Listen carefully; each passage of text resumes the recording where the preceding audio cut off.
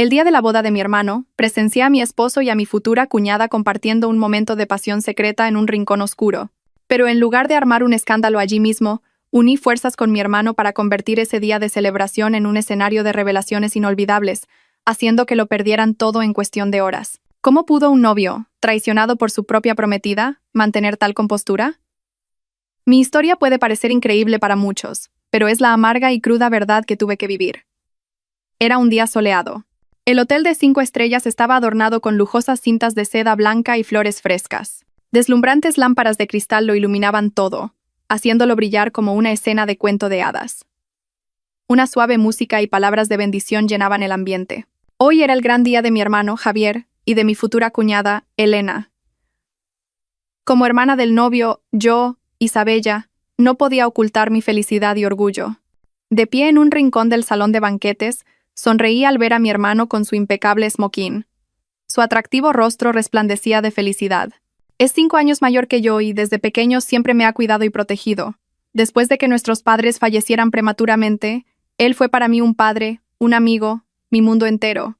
Ver que había encontrado un refugio para toda la vida con una mujer tan bella y dulce como Elena, llenaba mi corazón de una calidez infinita.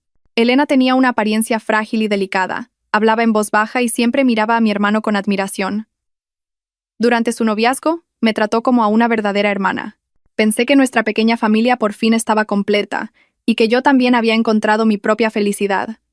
Mi esposo, Marco, estaba a mi lado, rodeando mi cintura con su brazo. Era un arquitecto de talento y, a mis ojos y a los de todos, el hombre perfecto. Llevábamos 5 años casados y teníamos un matrimonio que era la envidia de todos. Siempre fue tierno y atento, mi pilar de apoyo en todas las tempestades. Apretó suavemente mi mano y me susurró al oído. Tu hermano está increíble hoy. Y tu cuñada parece un sueño. Son una pareja hecha en el cielo. Sonreí, apoyando la cabeza en su hombro, sintiendo la calma familiar. Sí, espero que sean tan felices como nosotros. Creía sinceramente que era la mujer más afortunada del mundo. Tenía un hermano que me adoraba, un esposo maravilloso y pronto tendría una cuñada encantadora. Vivía en esa burbuja de color de rosa. Hasta que pocos minutos después, la reventé con mis propias manos. Estaba a punto de comenzar la ceremonia. De repente, me di cuenta de que mi marido había desaparecido hacía un rato. Quería hacerme una foto con los novios antes de que subieran al escenario. Miré a mi alrededor, pero no vi su figura familiar. Pensé que tal vez había salido a contestar una llamada, así que caminé sola hacia el final del pasillo, donde había un pequeño balcón con vistas al jardín trasero del hotel. Era un lugar bastante tranquilo, así que supuse que podría estar allí. A medida que me acercaba, oí susurros mezclados con la risita de una mujer. Esa voz me resultaba demasiado familiar. Aminoré el paso, y mi corazón de repente empezó a latir un poco más rápido.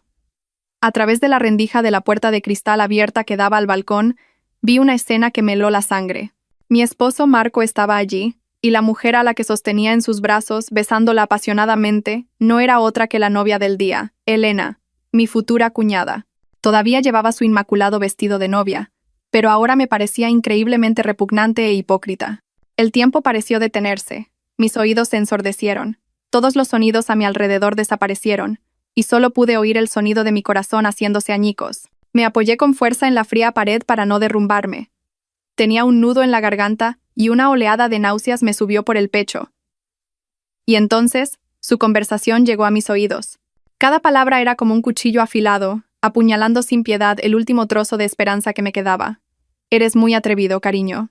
Quedar aquí a estas horas. La voz de Elena era coqueta, sus manos todavía rodeaban el cuello de Marco. Marco se burló. Una risa que nunca le había visto, llena de arrogancia y desdén. ¿De qué tienes miedo? Nadie se lo imaginaría. Mira a la familia de esa estúpida, ocupados como marionetas. Y su hermano, ese tal Javier, no es más que un tonto enamorado. Lo tenemos todo bajo control. Esa estúpida, se refería a mí, un tonto enamorado, se refería a mi hermano. Apreté los puños con fuerza, mis uñas se clavaron en mi carne, pero no sentí dolor. Aún así, estoy un poco nerviosa, continuó Elena. ¿Y si todo se descubre después? Además, no me gusta la idea de vivir contigo y tu mujer. Marco volvió a reír, esta vez con desprecio. No tienes por qué estar celosa de esa cría. Me casé con ella solo por la etiqueta de ser hija de una familia respetable y culta. Para engañar al mundo. No es más que una máquina de hacer bebés, mi escudo. En cuanto me dé un hijo, encontraré la manera de deshacerme de ella. Pronto, toda la fortuna de Javier será nuestra. Y entonces, podrás tener lo que quieras, mi amor. Mi amor.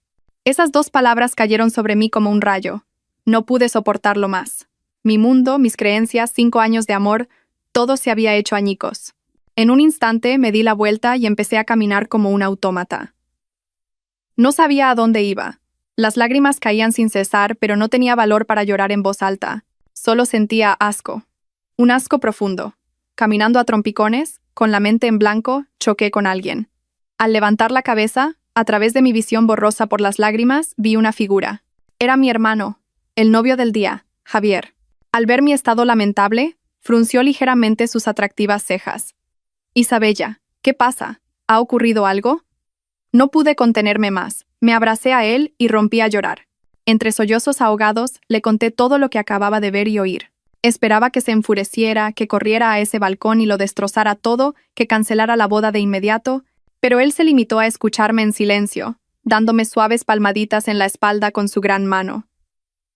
Cuando dejé de llorar, me apartó suavemente y me miró directamente a los ojos. En su rostro no había ni sorpresa ni ira, solo una calma aterradora. Me secó las lágrimas con delicadeza y luego me guiñó un ojo. Un gesto significativo que solo nosotros, los hermanos, entendíamos. Me susurró al oído. Una frase que nunca olvidaré en mi vida. Tranquila, el acto principal está a punto de comenzar. ¿Qué pasaría con esta historia? ¿Cuál era el acto principal del que hablaba mi hermano? Si ustedes, estimados oyentes, sienten la misma curiosidad que yo, no duden en suscribirse al canal y activar las notificaciones para no perderse el próximo capítulo de este dramático relato. Las palabras de mi hermano Javier cayeron como un rayo en mis oídos, dejándome tan atónita que hasta olvidé llorar. ¿El acto principal? En una situación tan crítica, cuando mi querido hermano estaba siendo traicionado el día de su boda por su prometida y mi marido. ¿Cómo podía decir algo así con tanta calma? Mi mente era un caos. Pensé que tal vez el shock había sido tan grande que se había vuelto loco. Al ver que seguía de pie, aturdida, Javier no dijo nada más. Simplemente me tomó de la mano con firmeza y me guió hacia el final del pasillo, donde estaba la sala de espera del novio. Miró a su alrededor con cautela y solo después de asegurarse de que no había nadie, me empujó adentro y cerró la puerta con llave. La habitación estaba decorada con lazos blancos y globos, pero el aire en el interior era pesado y tenso, casi sofocante. Isabella, escúchame bien. Javier se giró y me miró directamente a los ojos. Su expresión ya no era de una calma aterradora. Era la seriedad y la determinación fría que solo veía cuando tomaba decisiones importantes en los negocios. Yo ya sabía todo esto desde hace mucho tiempo. Me quedé helada una vez más. ¿Desde hace mucho tiempo? ¿Cómo era posible? Javier suspiró y me acercó una silla para que me sentara. Fue hace 3 meses, comenzó a relatar, e empecé a notar que algo no iba bien. Esa mujer, Elena, mostraba un interés excesivo en la gestión de nuestra empresa. Preguntaba con frecuencia sobre proyectos o la situación financiera. Detalles que normalmente una novia no se preocuparía por saber con tanto detalle. Y tu marido, Marco, actuaba con una familiaridad anormal con ella. Intercambios de miradas sutiles, pequeños gestos, cosas que solo los implicados notarían. Sentí un nudo en el pecho. Mientras yo estaba ciega de felicidad, mi hermano había detectado en silencio las peligrosas corrientes subterráneas. Tuve un mal presentimiento, continuó. Así que contraté en secreto a un detective privado. Y lo que descubrieron fue mucho más terrible de lo que había imaginado. No se trataba simplemente de una infidelidad, Isabella. Detrás de todo había una conspiración meticulosamente calculada. Javier abrió su móvil y me mostró varias fotos y documentos. Eran fotos de Marco y Elena en citas secretas en lugares lujosos. También había extractos bancarios que mostraban grandes sumas de dinero transferidas desde una cuenta no identificada a la de Elena. Y lo que más me horrorizó fue un plan detallado encontrado en los correos electrónicos de Marco. El plan estaba organizado por fases. Primero, Elena seduciría a mi hermano con su belleza y falsa dulzura para casarse con él y convertirse oficialmente en parte de nuestra familia. Al mismo tiempo, Marco, como mi esposo, usaría mi confianza para filtrar poco a poco información interna de la empresa. Su objetivo final era que, después de la boda, Elena convenciera a Javier de que le confiara a Marco la gestión de varios proyectos importantes. De esa manera, podrían conspirar para desviar fondos de la empresa, crear deudas fantasma y finalmente llevar a la quiebra la compañía que nuestros padres nos dejaron, para quedarse con todo. Sentí que la sangre se me helaba en las venas. Mis 5 años de matrimonio, el amor que había cultivado, todo había sido simplemente un movimiento en su plan. Marco no me amaba. Solo me había utilizado como un peón y una herramienta para llevar a cabo su sucia conspiración. La traición amorosa se convirtió ahora en un odio profundo. No solo habían pisoteado mis sentimientos, sino que también habían intentado destruir el trabajo de toda la vida de nuestros padres. Entonces, ¿por qué? ¿Por qué seguiste adelante con esta boda sabiéndolo todo? Le pregunté, levantando la vista hacia mi hermano. Mi voz temblaba. Javier me miró, y un brillo agudo cruzó sus ojos. Si hubiera roto el compromiso entonces, solo habríamos atrapado a 2 peces pequeños, Marco y Elena. El que mueve los hilos desde las sombras nunca se habría revelado. Además, no teníamos pruebas suficientes para exponer toda su conspiración. Mi hermano decidió convertir la propia boda en una trampa, un gran escenario donde todos pudieran presenciar la obra juntos. Javier me apretó la mano. Tengo todo preparado, Isabella. Los activos importantes de la empresa han sido transferidos a un fideicomiso seguro. Los proyectos que les interesan son solo proyectos fantasma sin valor. Y he instalado grabadoras y cámaras por todas partes. Solo tenemos que esperar a que ellos mismos se delaten. Miré a mi hermano, sintiendo lástima y admiración al mismo tiempo. Él había soportado todo esto solo, planeando y contraatacando. Mientras yo seguía feliz en mi falso mundo de color de rosa, ahora te necesito a ti. La voz de Javier se volvió más seria que nunca. Tu aparición, el hecho de que hayas descubierto la verdad en este momento, es una variable que no esperaban. Pero eso se convertirá en nuestro as en la manga. Marco y Elena solo te verán como una pobre esposa dolida por la traición. Nunca sospecharán de ti. Ahora mismo, sigue interpretando ese papel. Sigue llorando, finge estar destrozada. Cuanto más miserable parezcas, mejor. ¿Puedes hacerlo? Me sequé las lágrimas rápidamente. El dolor todavía ardía en mi pecho, pero ahora se había transformado en las llamas del odio. Mi hermano tenía razón. No era momento de ser débil. No solo lloraba por la traición de mi marido, sino que debía luchar por la justicia de toda nuestra familia. ¿Puedo hacerlo?, asentí, mi voz mucho más firme. Justo en ese momento, llamaron a la puerta. Señor Javier, es hora de que comience la ceremonia. Era la voz del organizador del evento. Javier se levantó y se ajustó la pajarita. Me miró y sonrió, una sonrisa llena de confianza. Bien, hermanita, salgamos. La obra está a punto de comenzar. Recuerda, no estás sola. Tu hermano está aquí. Mi hermano abrió la puerta y salimos juntos. Al llegar al vestíbulo, vimos a Marco y Elena hablando alegremente con algunos invitados, cogidos del brazo. Al vernos a Javier y a mí, Marco se acercó rápidamente, con su habitual expresión de preocupación. Isabella, ¿dónde estabas? Te he estado buscando por todas partes. Levanté la vista y lo miré. Mis ojos todavía estaban hinchados de llorar. No dije nada. Solo negué con la cabeza y me acerqué más a mi hermano. Marco pareció un poco desconcertado por mi frialdad, pero probablemente pensó que era por el cansancio. La música en el salón de bodas se volvió de repente más solemne. El maestro de ceremonias anunció con voz potente. Y ahora, recibamos con un caluroso aplauso a los protagonistas de hoy. El novio, el señor Javier Soler, y la novia, la señorita Elena Gascón. Todas las luces se centraron en ellos, y todas las miradas se llenaron de admiración. Y mientras mi hermano, el novio, tomaba la mano de esa mujer, la mujer que casi se convierte en mi cuñada, para entrar en el salón, yo sonreí. Mi sonrisa fue probablemente la mentira más perfecta de mi vida, pero también fue la sonrisa que presagiaba la tormenta que estaba por venir. Bajo las deslumbrantes luces del escenario, mi hermano y Elena parecían una pareja perfecta. Javier todavía lucía una sonrisa feliz, pero yo sabía que era solo parte de una actuación impecable. Ella fingía ser tímida y dulce, lanzándole miradas de amor de vez en cuando. Era una actriz excepcional. Caminaron juntos por un pasillo cubierto de rosas blancas, entre los aplausos incesantes de cientos de invitados. Me senté en la primera fila de la sección familiar, con Marco a mi lado. Él todavía me rodeaba los hombros con su brazo, susurrándome palabras dulces de vez en cuando. ¿No son preciosos? Espero que nosotros también celebremos un aniversario de boda tan grandioso. Yo simplemente me recosté en su hombro en silencio, fingiendo estar embriagada por la atmósfera romántica de la ceremonia. Pero en realidad, luchaba por reprimir las náuseas que me subían por la garganta. Cada una de sus palabras y acciones ahora me resultaban repugnantes. Su mano en mi hombro, la misma mano que una vez me acarició con ternura, era la misma que había abrazado a otra mujer apenas unos minutos antes. La ceremonia transcurrió según el protocolo habitual. El maestro de ceremonias, con su voz melosa, elogiaba la historia de amor predestinada y el encuentro de dos almas. Al oírlo, casi me eché a reír. ¿Destino? Sí.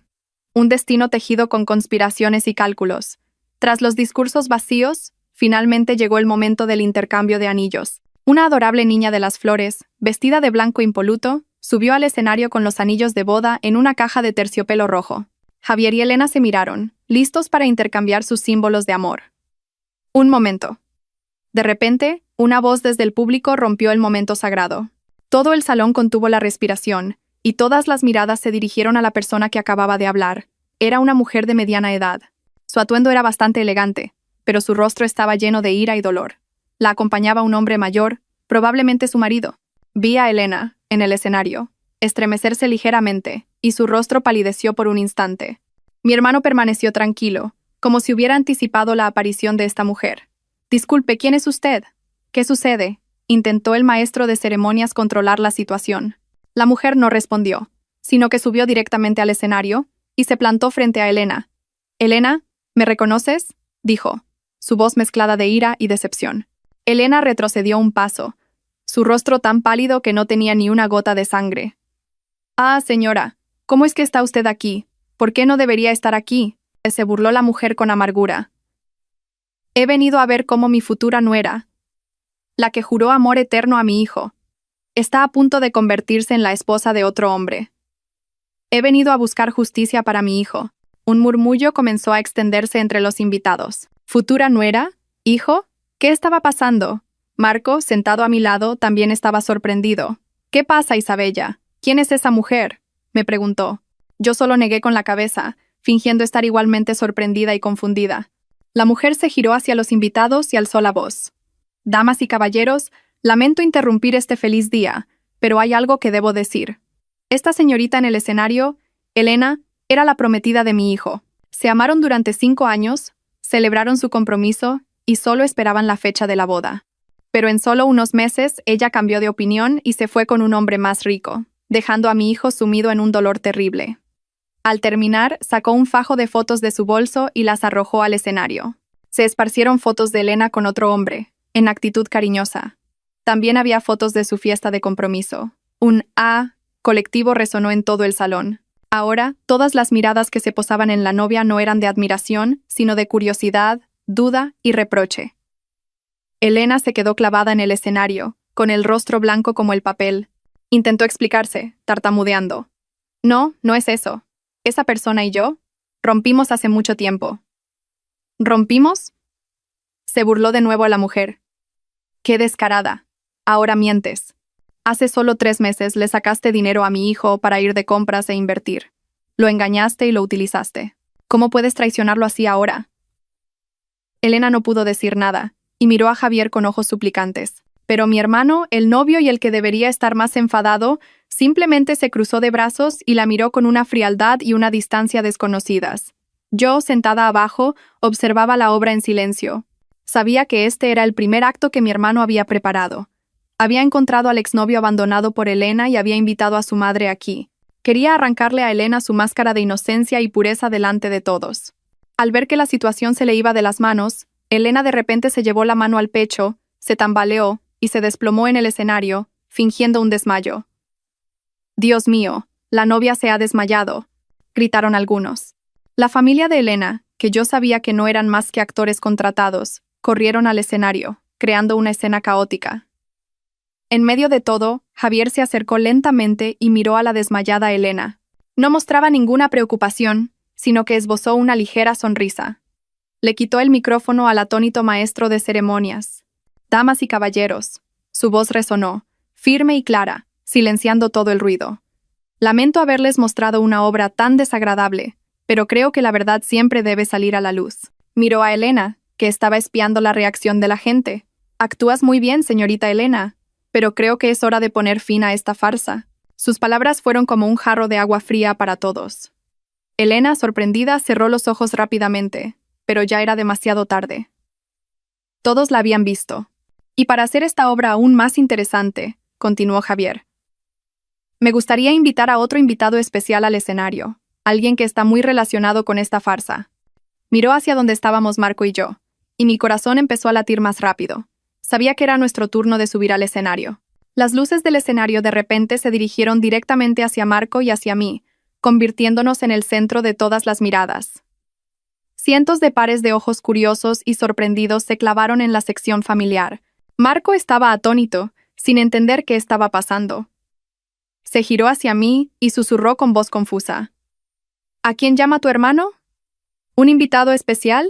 No respondí, simplemente lo miré con los ojos llenos de lágrimas, con una expresión inocente y desvalida. Sabía que era mi turno de actuar. En el escenario, Javier continuó, alzando la voz. Esta vez, se dirigió directamente a mi marido. La persona que quiero invitar no es otro que mi cuñado, el arquitecto Marco Jiménez. ¿Podría subir aquí y compartir esta alegría con nosotros? Esta repentina invitación causó aún más revuelo en el salón. La gente no entendía por qué el novio llamaba a su cuñado al escenario en un momento tan delicado. Marco estaba completamente paralizado. Me miró a mí, luego al escenario, y su rostro palideció. Probablemente empezó a sentir que algo iba muy mal. Pero ante la invitación pública de su cuñado y la mirada de cientos de personas, no pudo negarse. «Sube, cariño», le dije en voz baja, dándole un suave empujón en la espalda. Con un tono inocente añadí, «Quizás el hermano de Javier quiere que compartas el secreto de un matrimonio feliz». Mis palabras fueron como un pinchazo de aguja, pero suficiente para hacer que Marco se estremeciera. Tragó saliva y, forzando una sonrisa, se levantó lentamente y caminó hacia el escenario. Cada uno de sus pasos parecía pesar una tonelada. Cuando Marco subió al escenario, Javier le rodeó los hombros con un brazo de forma afectuosa y se dirigió al público. «Damas y caballeros, ¿no les parece que mi cuñado es guapo y talentoso? Estoy muy orgulloso de tener un cuñado como él. No solo es un arquitecto de talento, sino también un maravilloso esposo que ama profundamente a mi hermana».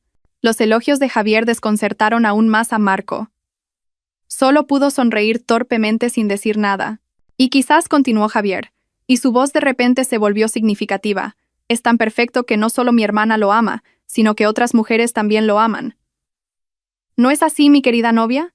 Javier se giró hacia Elena, que seguía tendida en el suelo fingiendo estar desmayada. Pero al oír esto, vi cómo sus párpados temblaban ligeramente. El rostro de Marco ya estaba tan blanco como el papel. Empezó a sudar frío e intentó zafarse del brazo de Javier. «Cuñado, cuñado, ¿qué estás diciendo? Todos están malinterpretando las cosas».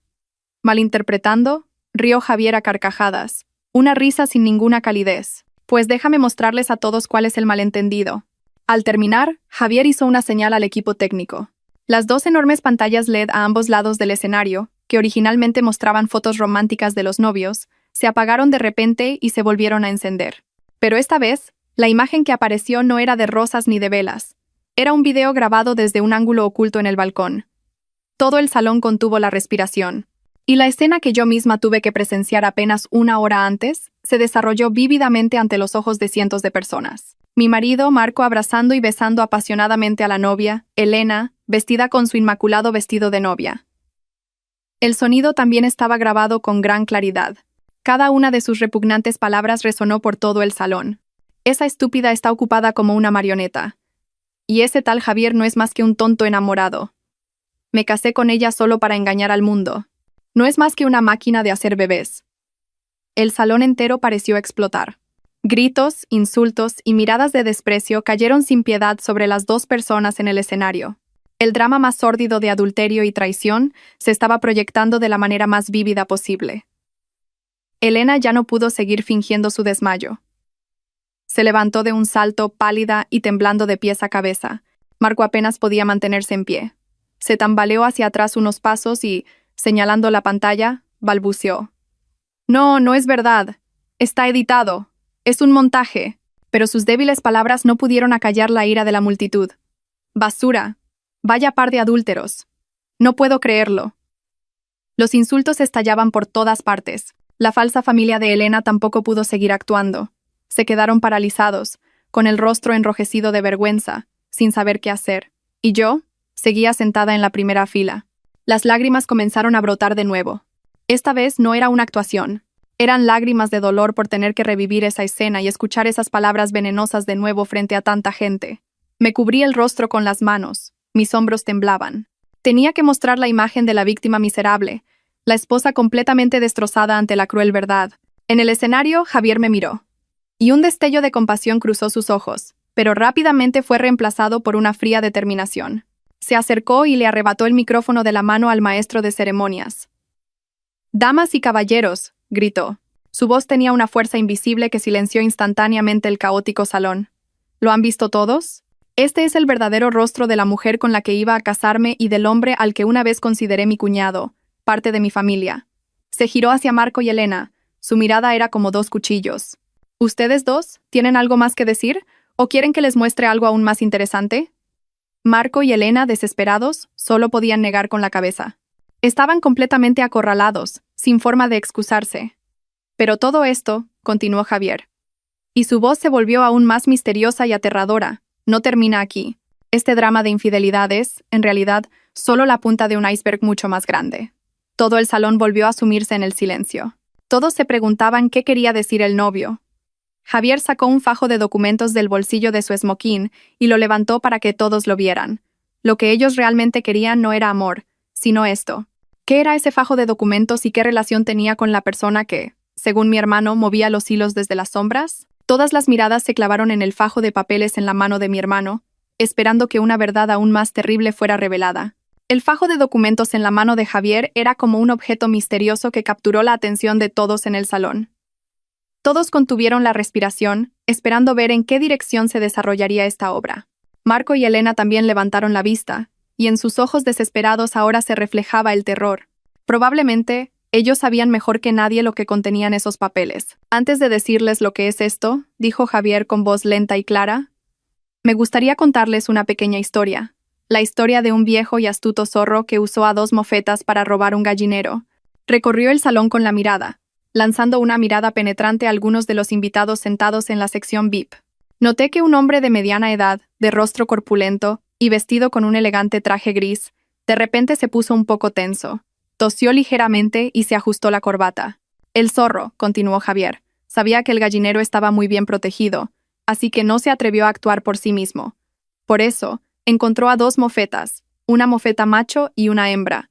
Les prometió una vida de abundancia, comida y ropa de abrigo. Solo tenían que ayudarle a llevar a cabo un plan. La mofeta hembra tenía la misión de seducir al gallo jefe, el futuro dueño del gallinero.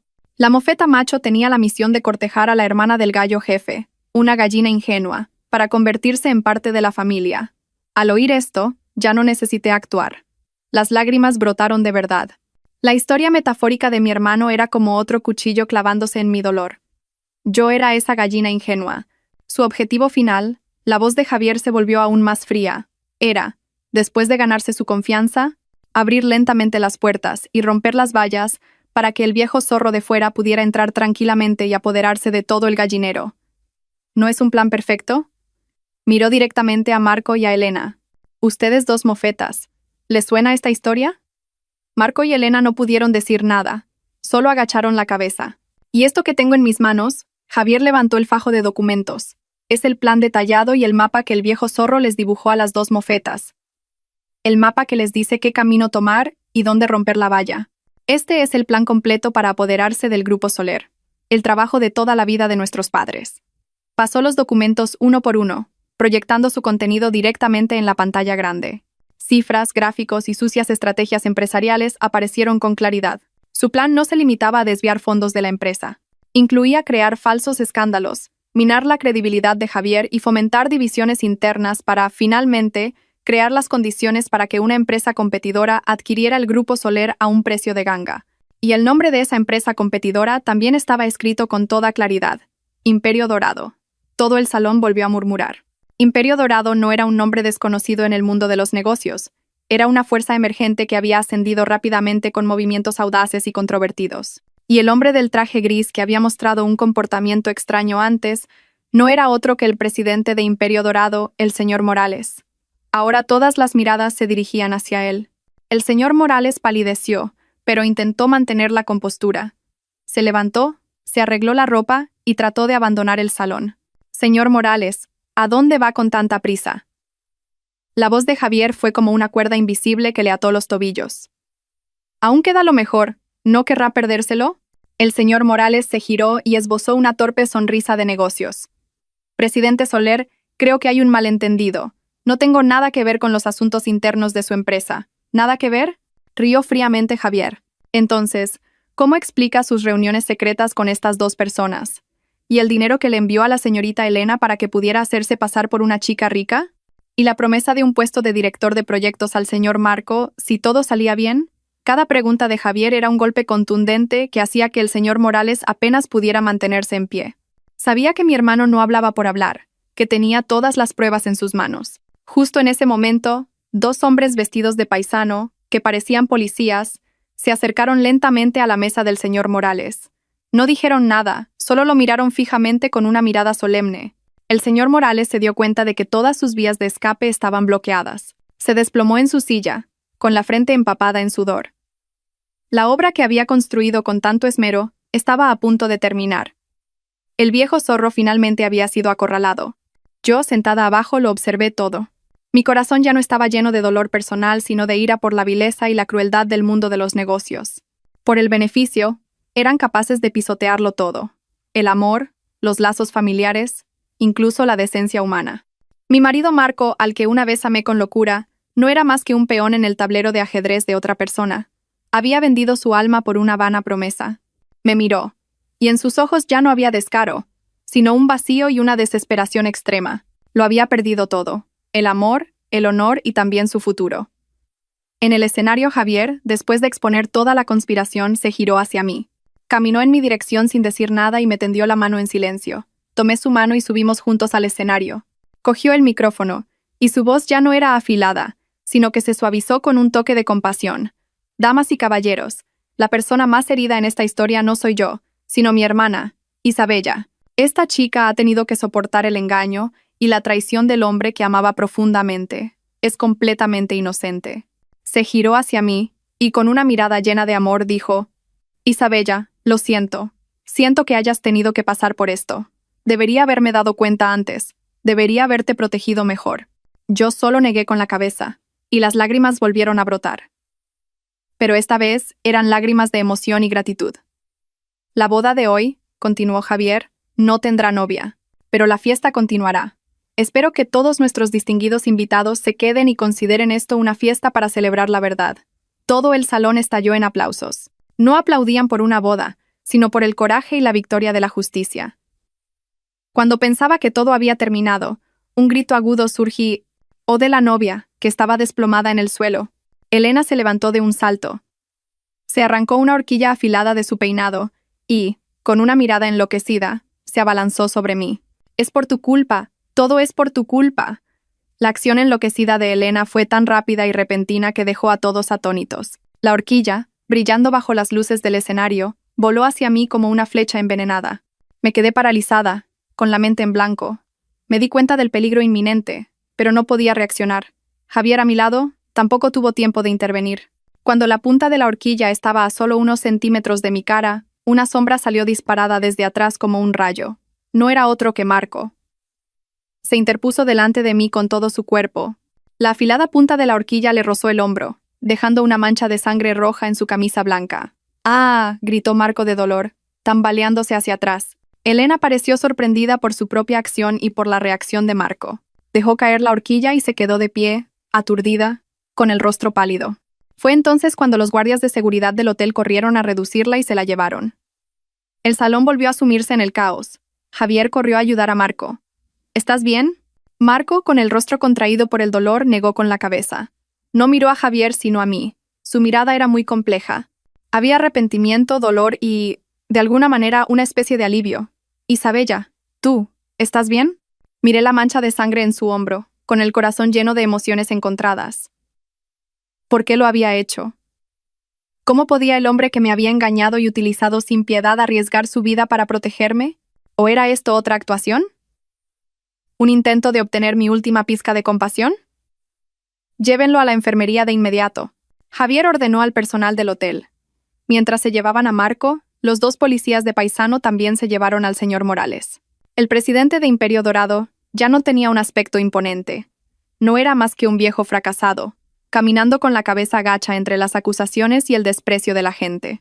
La farsa de la boda finalmente había llegado a su fin. Javier volvió a tomar el micrófono e intentó calmar a los invitados. Damas y caballeros, una vez más, pido disculpas por el inesperado incidente. Nuestra fiesta tendrá que terminar aquí. En nombre de la familia, agradezco sinceramente a todos su asistencia. Los invitados comenzaron a marcharse uno por uno, llevándose consigo una historia inolvidable. El que había sido un espléndido salón de bodas ahora parecía desolado y frío como una ruina. Javier y yo nos quedamos en silencio en el espacio vacío. Un agotamiento extremo se apoderó de nosotros. Todo ha terminado, Isabella. Javier me dio una suave palmada en el hombro. Asentí, pero una gran pregunta seguía en mi mente. Hermano, ¿cómo lo supiste todo? El plan de adquisición de la empresa, el papel del señor Morales. ¿Cómo lo supiste? Javier me miró y esbozó una triste sonrisa, porque no era el único que quería desenmascararlo. Mi hermano me contó otra historia, una historia que había estado oculta durante años. Antes de fallecer, nuestro padre era un amigo íntimo y socio de negocios del señor Morales. Juntos pusieron los primeros ladrillos de ambas empresas. Pero fue ese mismo señor Morales quien, con artimañas sucias, engañó a nuestro padre para quedarse con todas sus acciones y llevarlo a la quiebra. Ese golpe hizo que nuestro padre cayera enfermo y, poco después, su salud se deterioró y falleció. Siempre tuve mis dudas sobre la muerte de mi padre. La voz de Javier se volvió más grave.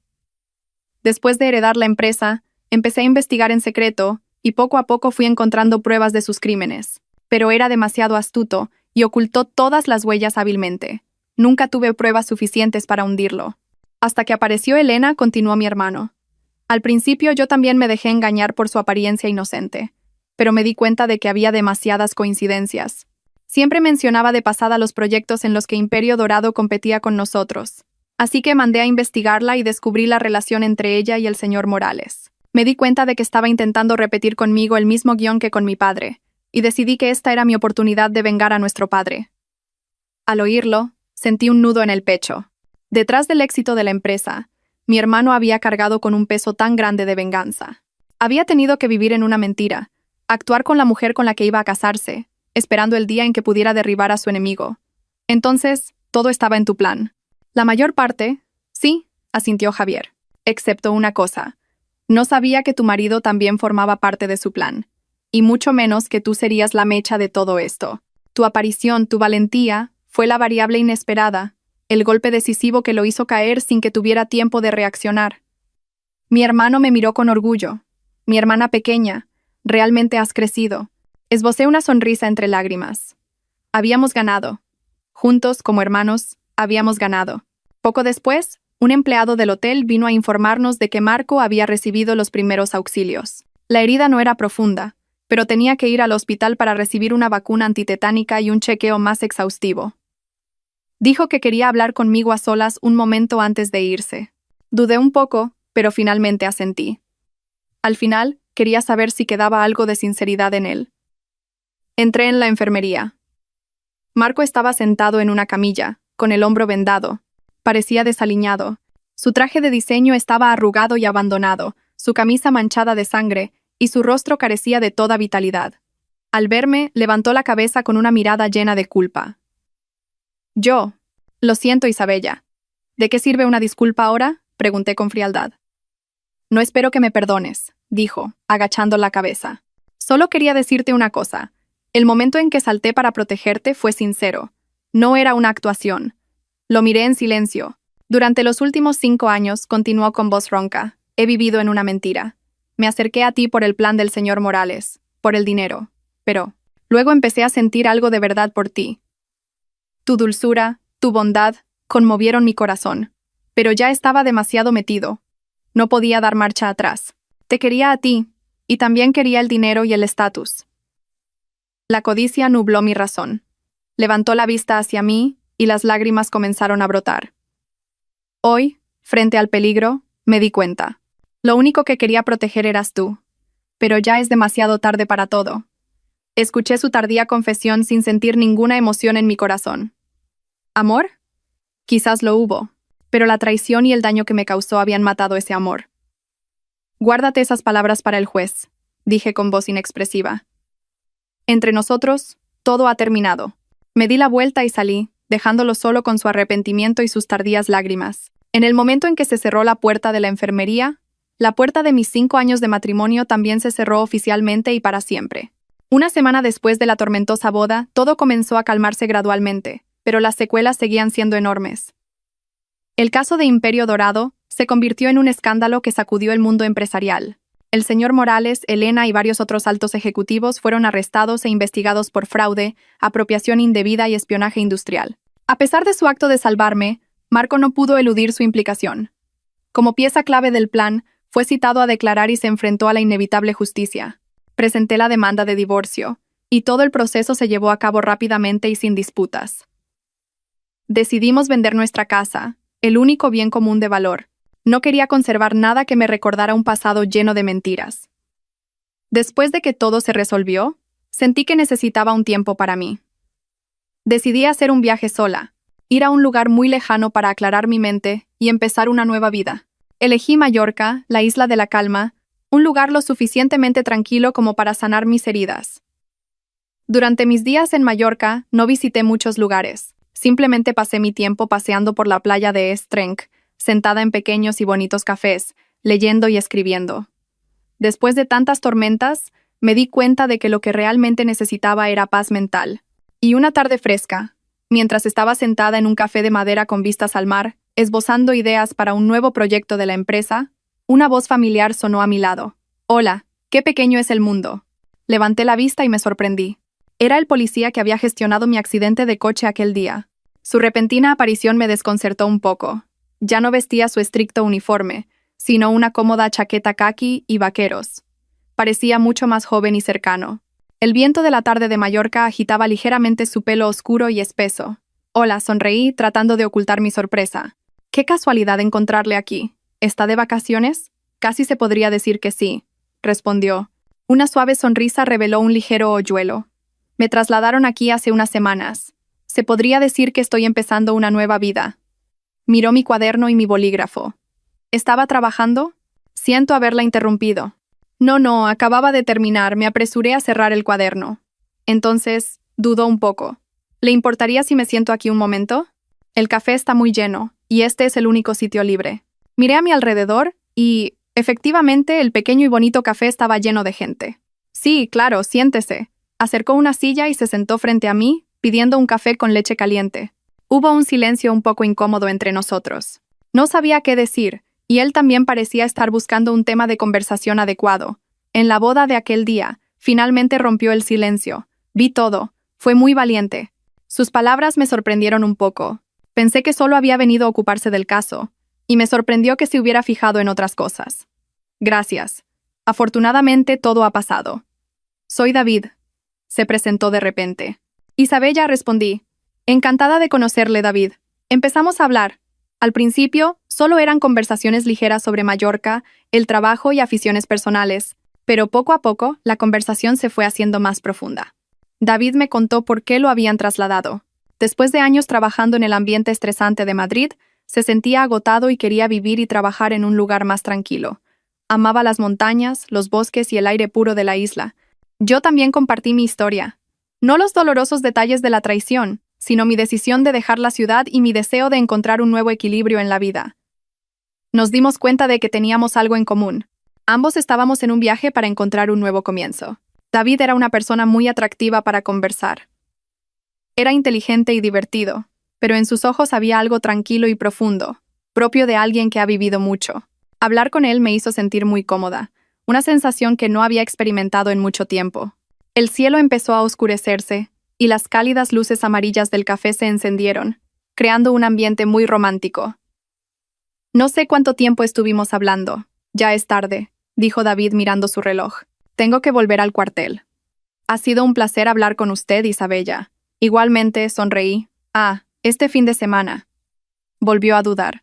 Estoy planeando una excursión a la Serra de Tramuntana, y me preguntaba si no está ocupada, ¿le gustaría venir? Su invitación hizo que mi corazón diera un vuelco. ¿Senderismo?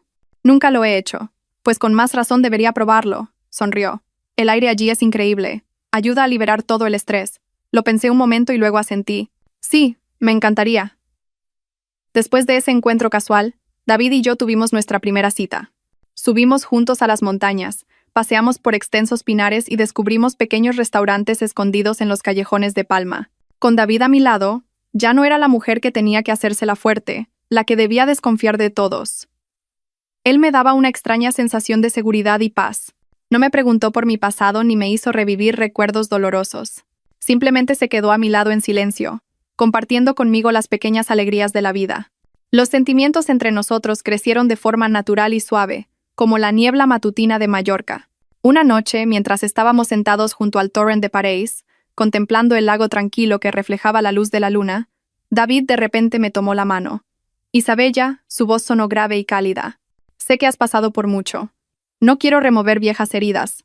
Solo quiero decirte que, si me lo permites, me gustaría ser la persona que escriba contigo un nuevo capítulo de tu vida.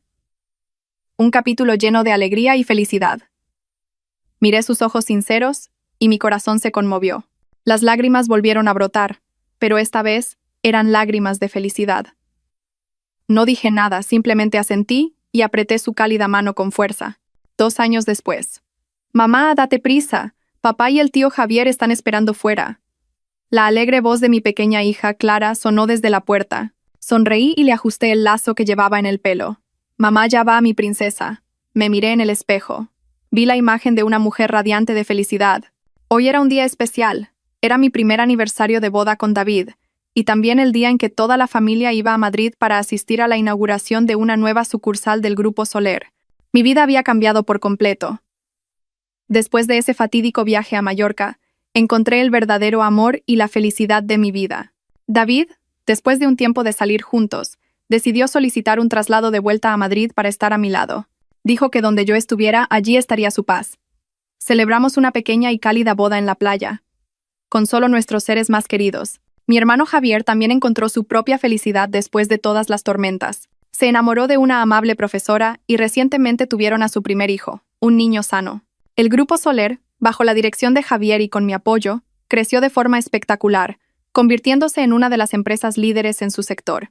Mientras el coche avanzaba por la familiar autopista, Clara se sentó en mi regazo, parloteando y señalando todo lo que veía por la ventana. David, en el asiento del conductor, se giraba de vez en cuando para mirarnos a mí y a la niña con una mirada llena de amor. Cuando el coche pasó junto a una gran prisión, de repente me quedé en silencio. Sabía que allí dentro había gente pagando por sus errores. Había oído que Marco iba a recibir una reducción de condena pronto por su buen comportamiento. También oí que Elena había sufrido un verdadero colapso mental y había sido trasladada a un hospital psiquiátrico para recibir tratamiento. Y el señor Morales, viejo y enfermo, finalmente se derrumbó entre rejas. Ya no los odiaba. Mi corazón ahora estaba lleno de paz. Todo el odio había quedado atrás, y el amor y el perdón habían ocupado su lugar. La fiesta de inauguración fue un gran éxito.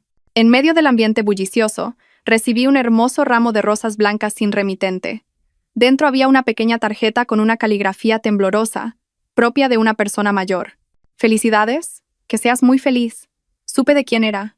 Probablemente alguien, en algún lugar, me estaba observando y deseándome sinceramente lo mejor.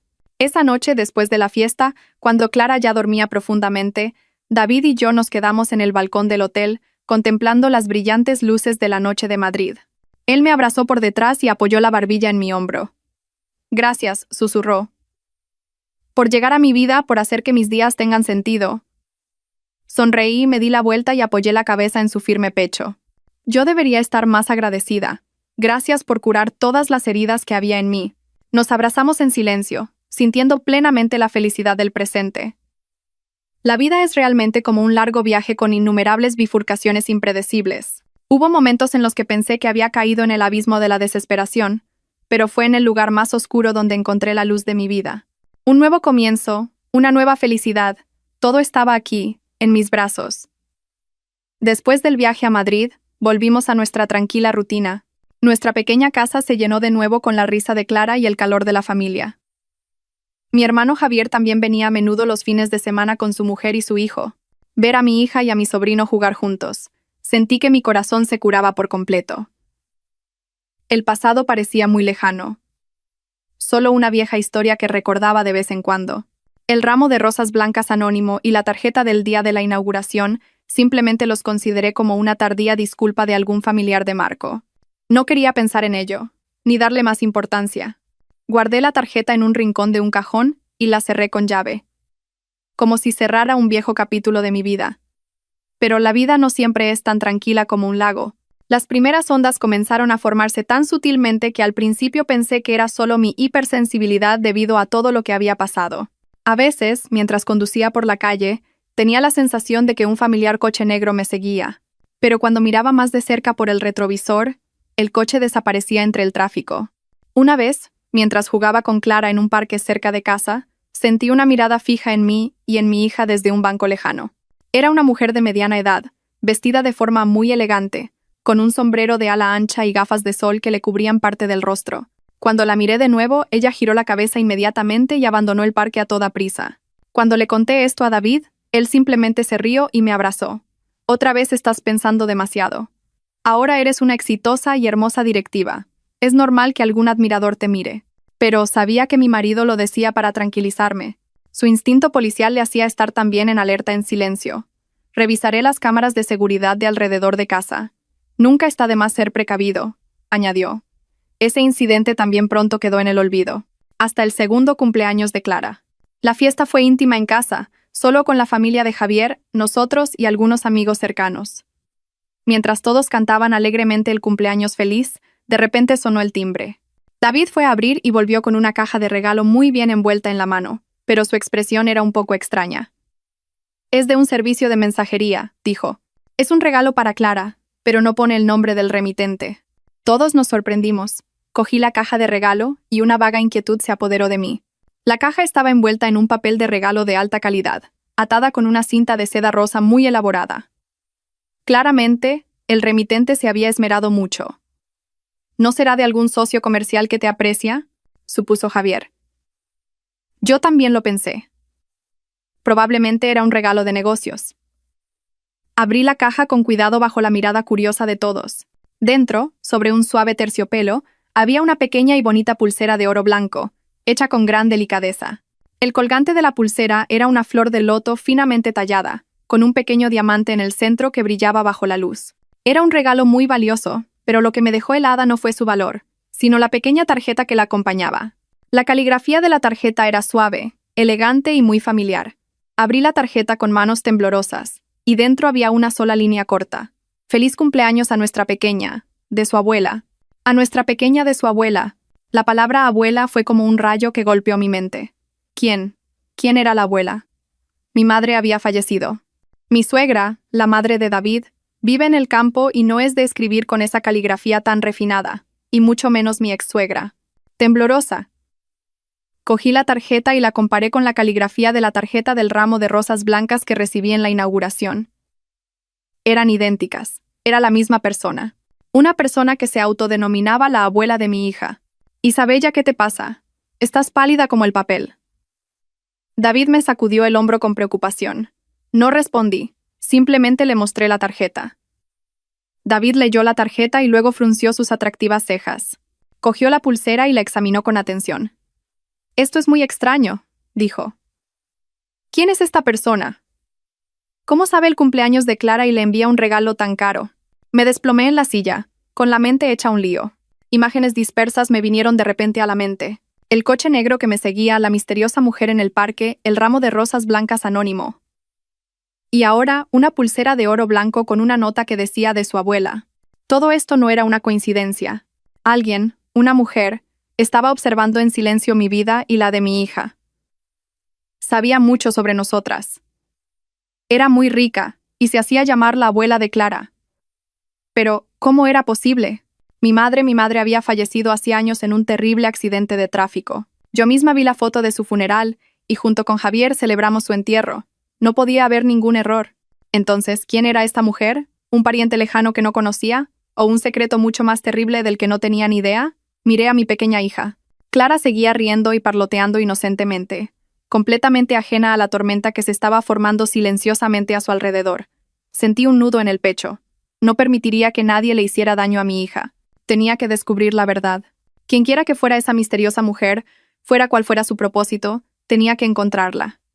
La vida tranquila que tanto me había costado conseguir parecía enfrentarse de nuevo a una nueva tormenta. Una tormenta que soplaba desde el mismo pasado que creía conocer tan bien. El misterioso regalo de cumpleaños rompió por completo el alegre ambiente de la fiesta. Después de que todos los invitados se fueron, solo quedamos en casa nosotros y la familia de Javier. Mi hermano examinó la pulsera, su rostro tan serio como el mío. «Esto no es un asunto sencillo», dijo en voz baja. «Una pulsera de bebé hecha a medida como esta, de oro blanco y con un diamante. Debe costar miles de euros. Esta persona no es alguien corriente». Mi cuñada, una mujer sabia y delicada, también habló. «¿No podría ser alguien de la familia de tu exmarido, Isabella? Quizás intentan acercarse a la niña de esa manera».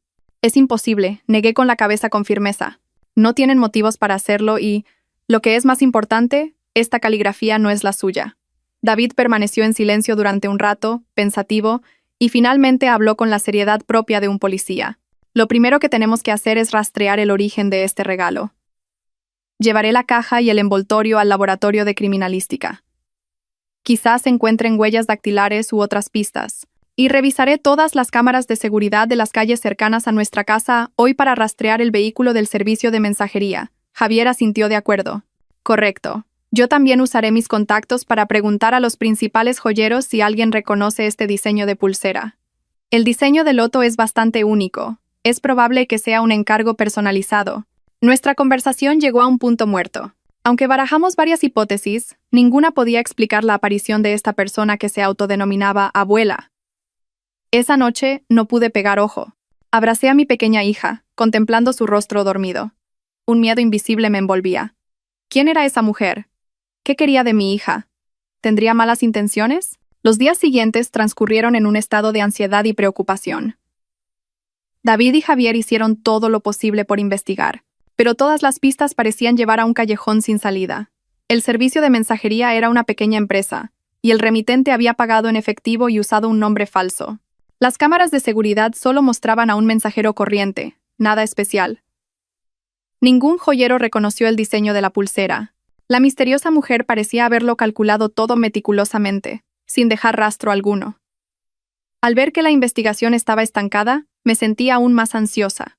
Decidí que no podía seguir esperando pasivamente. Tenía que encontrar las respuestas por mí misma. Decidí empezar por mi pasado, por lo que sabía de mi madre. Pedí unos días de vacaciones, dejé a Clara con mi suegra y volví sola a la antigua casa de mis padres en el pueblo donde crecimos mi hermano y yo.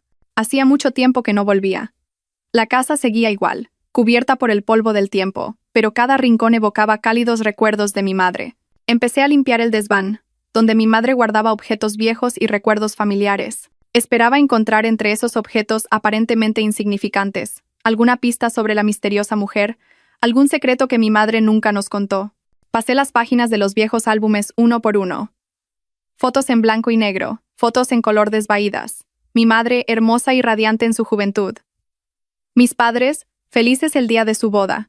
Y fotos de Javier y yo de niños, sonriendo inocentemente en brazos de nuestros padres. Las revisé una y otra vez, pero no vi a ninguna mujer de aspecto lujoso y desconocido.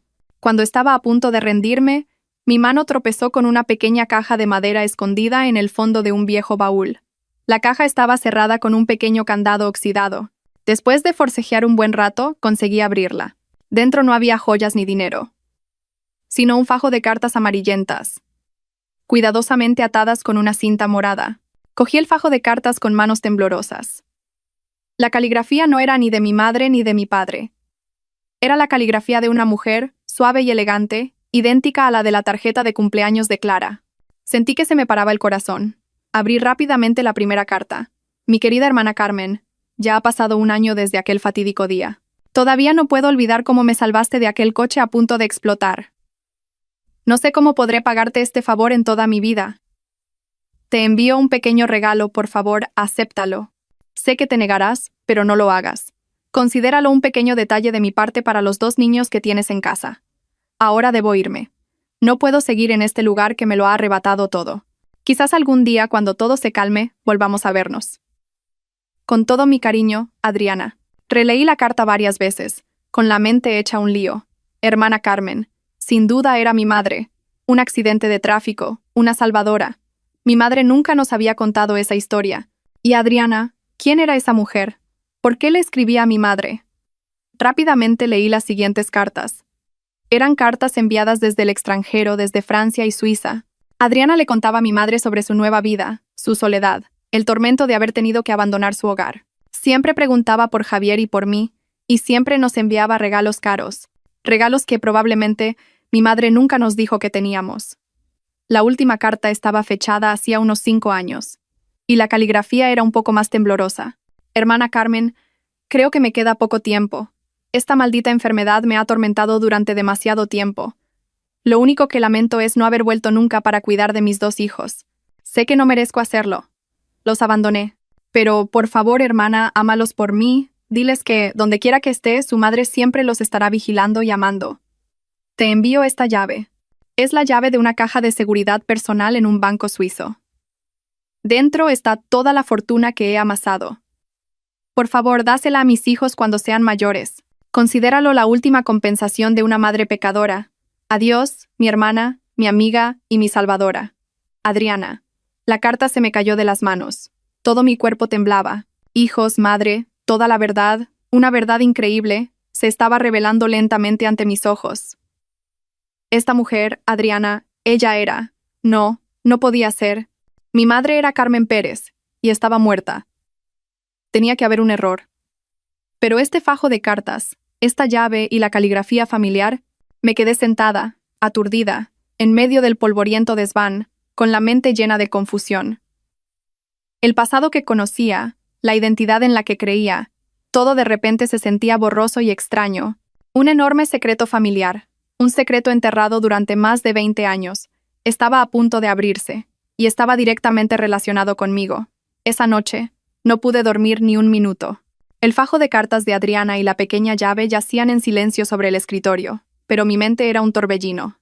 Su madre, 2 hijos. Esas frases se repetían una y otra vez, clavándose profundamente en mi corazón. Intenté desechar la loca idea de que Javier y yo no éramos los hijos biológicos de la mujer a la que siempre llamamos mamá, pero todo encajaba de una manera aterradora. La caligrafía, los regalos caros y el apelativo de abuela para Clara. A la mañana siguiente, no pude esperar más. Tenía que encontrar a Javier. Él también tenía que saberlo. Era mi hermano, mi única familia. Tenía derecho a saber la verdad sobre nuestras raíces. Conduje apresuradamente de vuelta a la ciudad. Fui directamente a la oficina de mi hermano. Al ver mi aspecto demacrado y mis ojos hundidos, me interrogó preocupado. No dije nada, simplemente cerré la puerta de la oficina en silencio y coloqué el fajo de cartas y la llave sobre su escritorio. Léelo, dije con voz ronca. Javier, sorprendido, cogió la primera carta. A medida que leía, su semblante cambiaba de la sorpresa al asombro y al shock. Leyó cada carta, y la mano con la que sostenía el papel empezó a temblar. Cuando terminó la última carta, se desplomó en su silla, mirando al vacío con ojos perdidos. No puede ser, murmuró, negando con la cabeza una y otra vez. Nuestra madre es Carmen. ¿Quién es esta Adriana? Yo también pensaba eso, dije con amargura. Pero hermano, mira esta caligrafía. Es idéntica a la de la tarjeta de cumpleaños de Clara. Le mostré la foto de la tarjeta que había tomado con mi móvil. Javier miró fijamente ambas caligrafías. La última pizca de duda en sus ojos se desvaneció. Se cubrió el rostro con las manos y sus anchos hombros temblaron. Por primera vez en mi vida, vi a mi hermano, siempre fuerte y firme, tan frágil e impotente. Nos quedamos sentados en silencio durante mucho tiempo, cada uno perdido en sus propios pensamientos confusos. El pasado que conocíamos, la madre que amábamos, todo se había convertido de repente en un gran interrogante. Entonces, ¿mamá Carmen? Levantó la cabeza Javier con voz ronca. ¿No era nuestra madre biológica? Nos crió, nos quiso. ¿Por qué nos ocultó esto? No lo sé, negué con la cabeza. Pero creo que tenía sus razones. Mamá Adriana dijo que tuvo que irse, que no podía quedarse. Algo terrible debió de ocurrir. Accidente de tráfico. Esa pista volvió a mi mente. Mamá Adriana dijo que mamá Carmen la salvó. Sí. El secreto debe de estar en ese accidente de tráfico, Javier. Miré a mi hermano directamente a los ojos. Tenemos que descubrir la verdad. No solo por nosotros, sino también por nuestras 2 madres. Javier asintió. Su mirada se volvió mucho más decidida. Tienes razón. Tenemos que averiguar qué pasó exactamente hace 25 años. Nuestra investigación comenzó con las vagas pistas de las cartas, el accidente de tráfico, la fecha y el nombre Adriana. Gracias a la posición social de Javier y a los contactos policiales de David, no fue demasiado difícil reabrir los viejos archivos del caso, cubiertos por el polvo del tiempo. Unos días después, conseguimos el informe del accidente. Fue un terrible choque en los picos de Europa. Un coche de lujo perdió el control y se precipitó por un acantilado, explotando. Según el informe, en el coche viajaban 4 personas: el presidente del grupo de joyerías Rivas y su esposa, y el conductor y su esposa. Se concluyó que los 4 habían fallecido. Grupo de joyerías Rivas. Ese nombre nos dejó a Javier y a mí atónitos. Era un imperio que una vez dominó la industria joyera española, pero que se derrumbó misteriosamente poco después de la muerte de su presidente. «Espera un momento», dijo Javier. «Rivas. Lo recuerdo. Nuestro padre trabajó en Rivas antes de fundar el Grupo Soler. Era el director financiero allí. Otra coincidencia. Todo parecía estar conectado, pero el informe dice que los 4 murieron», dije, extrañada. «Entonces, ¿quién es mamá Adriana? ¿Y por qué dijo que mamá Carmen la salvó?» «Esa es la clave», intervino David, que estaba sentado con nosotros.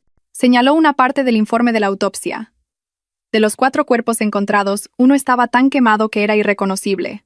Basándose en algunos fragmentos de hueso, solo pudieron confirmar que era una mujer. Y la gente asumió que era la esposa del presidente de Rivas, la señora Adriana. Eso significa, contuve la respiración, que es muy probable que esa mujer no fuera la señora Adriana, concluyó David. La señora Adriana sobrevivió al accidente, y es posible que la persona que la salvó fuera nuestra madre Carmen. Pero por alguna razón, eligió convertirse en una persona muerta a los ojos de todos y vivir otra vida en el extranjero. Pero, ¿por qué? ¿Por qué una mujer con estatus, dinero y todo lo demás abandonaría todo, incluso a sus 2 hijos? Este accidente, reflexionó Javier, ¿fue realmente un accidente? ¿O un asesinato? La pregunta de mi hermano silenció la habitación. Si fue un asesinato, ¿quién fue el autor intelectual? ¿Y por qué mamá Adriana tuvo que huir? En ese momento, sonó el teléfono de David. Era un antiguo colega de Madrid. Salió a contestar y volvió con una expresión muy seria. «Nuevas noticias», dijo. «Pedí que revisaran la lista de altos ejecutivos del grupo de joyerías Rivas de aquella época. Adivinad quién fue nombrado presidente en funciones justo después de la muerte del presidente Rivas y su esposa». «¿Quién?», preguntamos Javier y yo al unísono. «Fue él». La voz de David se volvió firme. «El presidente de Imperio Dorado, el señor Morales». Ese nombre apareció una vez más. El viejo enemigo de nuestra familia, el hombre que llevó a nuestro padre a la muerte. Una oleada de náuseas e ira me subió por la garganta. «Esto no puede ser una coincidencia», golpeó Javier la mesa. «Morales, nuestro padre, joyerías Rivas y ese accidente de tráfico. Tiene que haber una conexión». Un panorama oscuro y terrible comenzaba a tomar forma. Una conspiración oculta durante 25 años. Un crimen que no solo se cobró varias vidas, sino que también destrozó a una familia. Y ahora, por casualidad, parecíamos estar acercándonos al corazón de ese secreto. La búsqueda de nuestras raíces se había convertido inesperadamente en la persecución de la verdad de un caso de asesinato en serie, y el sospechoso más probable era el archienemigo de nuestra familia. El nombre señor Morales era como la llave que abría una puerta oscura a los terribles secretos del pasado. Todos los eventos se unieron ahora en una hipótesis aterradora. El señor Morales no solo había llevado a nuestro padre a la muerte para apoderarse del Grupo Soler, sino que era muy probable que, 25 años antes, estuviera detrás de aquel terrible accidente para devorar todo el grupo de joyerías Rivas. Si eso es cierto, apretó los dientes Javier, no es humano, es un demonio. Pero todo esto son solo conjeturas por ahora, dijo David, tratando de mantener la calma propia de un profesional de la ley. No tenemos pruebas concretas para acusarlo. El caso es demasiado antiguo y es probable que casi todas las huellas hayan sido borradas. Y mamá Adriana, intervine. Si está viva, es la testigo más importante. Sabrá exactamente lo que pasó. Pero, ¿por qué huyó? ¿Por qué no se presentó a denunciarlo? Probablemente tenía miedo, respondió Javier. El enemigo era demasiado poderoso. Tenía que preocuparse no solo por ella, sino también por sus 2 hijos. Quizás convertirse en una persona muerta era la única forma de protegernos. Sentí un nudo en el pecho. La partida de mi madre biológica no fue un abandono, sino un sacrificio silencioso. Tuvo que renunciar a todo por la seguridad de sus 2 hijos, viviendo en soledad y tormento en un país extranjero. Y nuestra madre Carmen, que nos crió, también fue parte de ese sacrificio. Vivió toda su vida con ese secreto guardado en su corazón. ¿Qué hacemos ahora?, pregunté, mirando alternativamente a David y a Javier. ¿Vamos a Suiza a buscar a mamá Adriana? No, se opusieron David y Javier casi al unísono. Es demasiado peligroso, explicó David. El señor Morales es un viejo zorro. Su red de información está en todas partes. Si se entera de que estamos investigando, no dudará en usar cualquier medio para silenciarnos, como hizo con vuestro padre. Además, no estamos seguros de que mamá Adriana quiera vernos. La última carta fue escrita hace 5 años, y nadie sabe en qué situación se encuentra ahora. David tiene razón, continuó Javier. Lo que tenemos que hacer ahora es buscar pruebas aquí primero. La llave de la caja de seguridad es la pista más importante. Es muy probable que la fortuna que dejó mamá Adriana no solo contenga dinero, sino también algo que pueda exponer los crímenes del señor Morales. Pero eso es un banco suizo, dije preocupada. Sus leyes de secreto bancario son las más estrictas del mundo. Aunque tengamos la llave, no creo que pueda ir yo misma a abrirla. Déjamelo a mí, dijo Javier con una mirada decidida. Tengo un amigo abogado especialista en derecho internacional. Le pediré que busque una solución. Puede que lleve tiempo, pero no es imposible. Mientras Javier se ocupaba del asunto de Suiza, David y yo decidimos empezar por otro lado, buscar a los antiguos testigos que trabajaron en el grupo de joyerías Rivas en la época del accidente. 25 años es mucho tiempo, pero seguramente todavía quedaban personas que sabían lo que pasó, personas que tuvieron que guardar silencio por la opresión, el soborno o las amenazas del señor Morales. Nuestra búsqueda fue muy difícil. Mucha gente se había mudado, muchos habían fallecido. Los que quedaban, al mencionar los nombres de Joyerías Rivas y del señor Morales, todos negaban con la cabeza asustados y se negaban a hablar. El poder y la crueldad del señor Morales habían creado una sombra tan grande que los había oprimido durante décadas. Después de varios días de búsqueda desesperada, finalmente tuvimos un golpe de suerte. Encontramos al señor Pablo, el antiguo chofer jubilado de la familia del presidente Rivas. Ahora era un anciano frágil que vivía solo en una pequeña casa en las afueras. Cuando llegamos, estaba sentado en el porche de su casa, mirando a lo lejos con ojos tristes. Al principio, él también se negó a hablar, pero cuando le mostré la foto de mamá Adriana y le conté mi identidad, sus viejos ojos se llenaron de lágrimas. «Señorita, ¿es usted la señorita Isabella?», preguntó con voz temblorosa. Cuando asentí, el señor Pablo rompió a llorar. «Dios mío, está viva. Yo pensaba que toda la familia del presidente nos invitó a pasar a su casa». Después de calmarse, comenzó a contar la historia de hace 25 años. Una historia que había guardado en su corazón como una pesadilla. «El día del accidente», dijo el señor Pablo con voz temblorosa, «se suponía que yo debía conducir ese coche. Pero esa mañana, el entonces vicepresidente, el señor Morales, de repente me envió a otra provincia con un recado. Dijo que era urgente y envió a otro conductor en mi lugar. Era un chico joven que acababa de empezar, no lo conocía bien. Cuando me enteré de la noticia del accidente, sentí que algo no iba bien», continuó. «Ese coche era el del presidente. Yo lo revisaba todos los días. Era imposible que los frenos fallaran. Intenté decírselo a la policía, pero nadie me creyó. Dijeron que estaba divagando por el dolor. Y unos días después, el señor Morales envió a alguien a darme una gran suma de dinero y a amenazarme con que si seguía hablando, mi familia no estaría a salvo. Por miedo, por mis hijos». Agachó la cabeza el señor Pablo con voz llena de arrepentimiento. Tuve que guardar silencio. Acepté el dinero y dejé el trabajo. Durante estos 25 años, no he dormido una sola noche en paz. El remordimiento y la culpa me han atormentado constantemente. El testimonio del señor Pablo era la prueba viviente de que el accidente no fue una casualidad, sino una conspiración meticulosamente planeada. El señor Morales, añadió el señor Pablo, no solo era cruel, sino también muy desconfiado. Siempre tenía una pequeña grabadora instalada en el despacho del presidente para vigilar todas sus conversaciones. Una vez lo vi por casualidad cambiándole las pilas en secreto. Un relámpago cruzó mi mente. Una grabadora. Si todavía estaba allí, era muy probable que hubiera grabado conversaciones importantes, pruebas que podrían exponer los crímenes del señor Morales. Pero, ¿dónde está ese despacho? El grupo de joyerías Rivas ya no existe. Su antigua sede debe de ser ahora propiedad de otra empresa. Cuando nos sentíamos perdidos, el señor Pablo nos proporcionó otra información valiosa. Después de la muerte del presidente, el señor Morales selló todo su antiguo despacho. Dijo que era para conservar sus recuerdos, pero yo sé que tenía miedo. Miedo de que alguien encontrara algo dentro. Esa habitación sigue intacta, en el último piso del antiguo edificio de Rivas. Todas las pistas parecían converger en un punto. Una habitación sellada durante 25 años, que podría contener la caja negra de todo el caso. Pero, ¿cómo podríamos entrar en un lugar tan fuertemente custodiado por otro grupo? El antiguo edificio de Rivas ahora se llamaba Torre Dorada, erigiéndose en el centro de la ciudad como una fortaleza inexpugnable.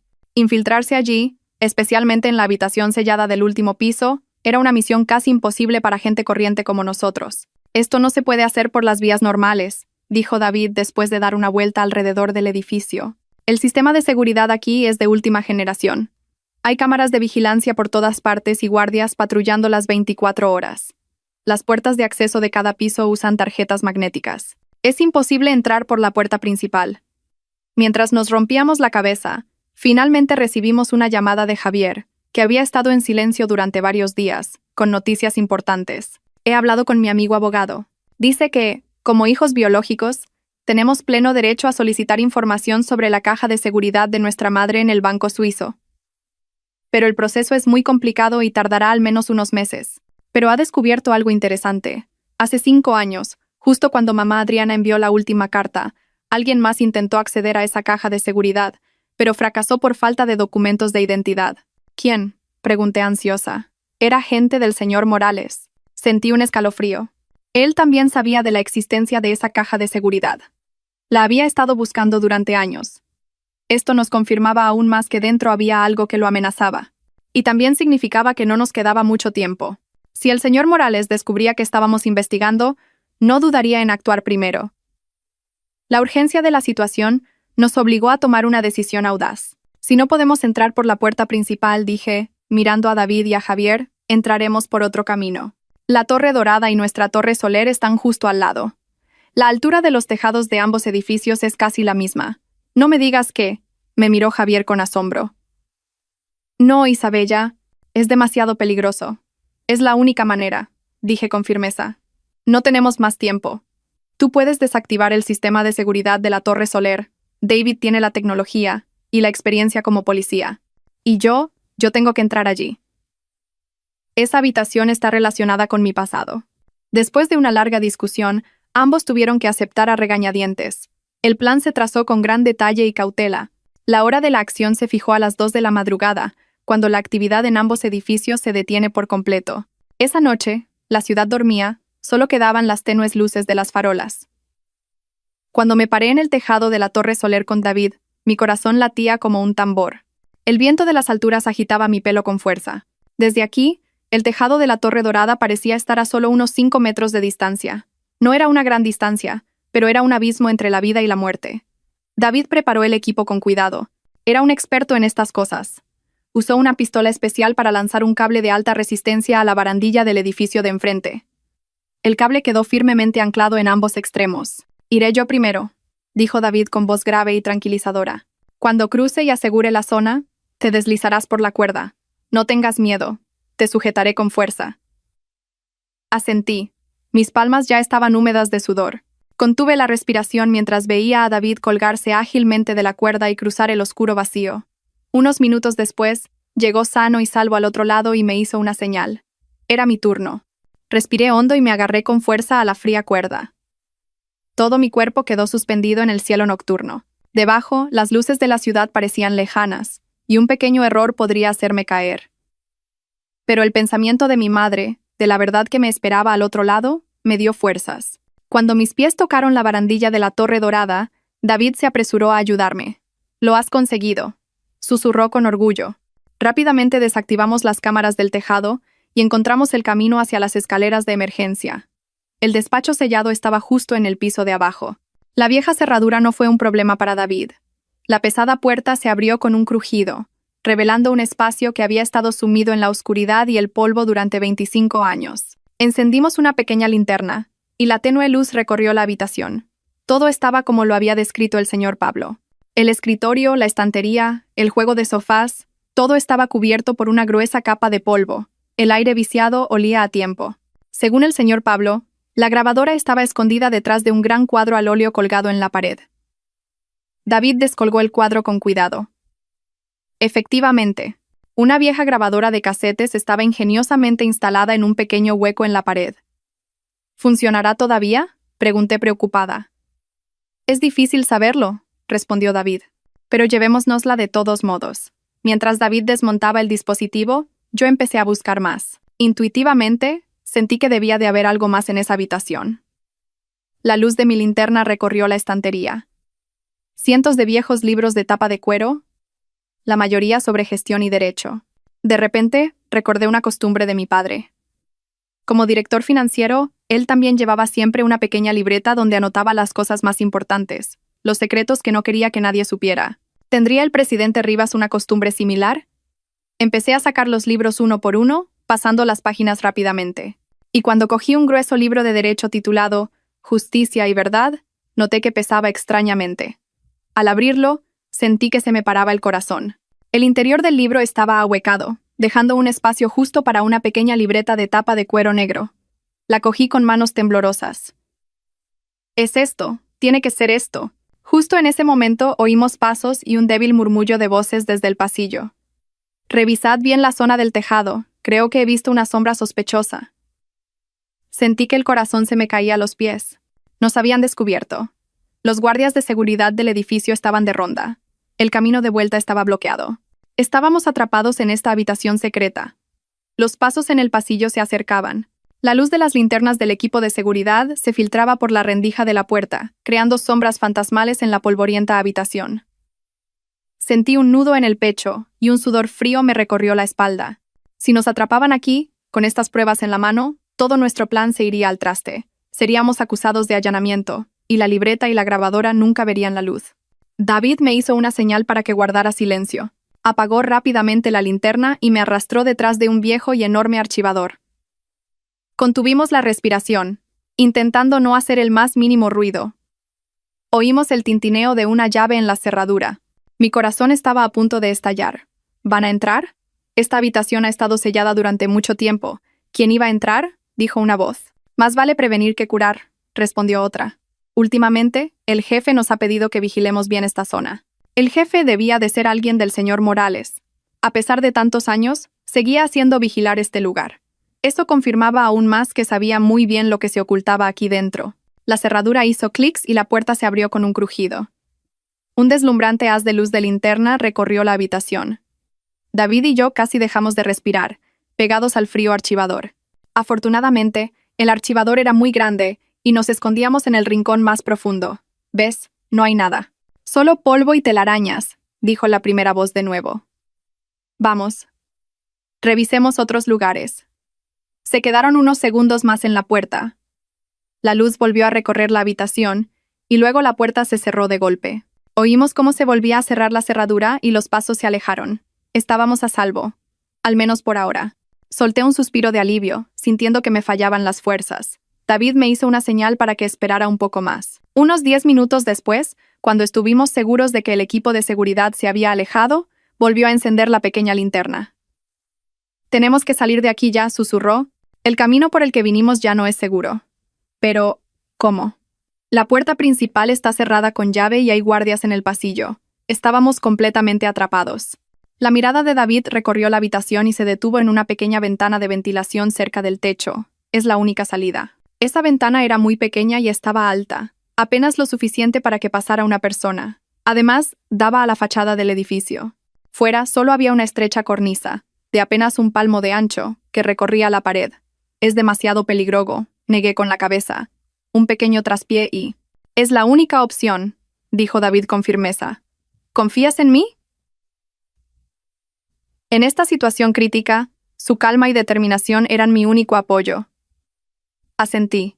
David acercó el viejo escritorio a la pared y apiló una silla encima. Subió primero y desenganchó con cuidado el pestillo de la ventana.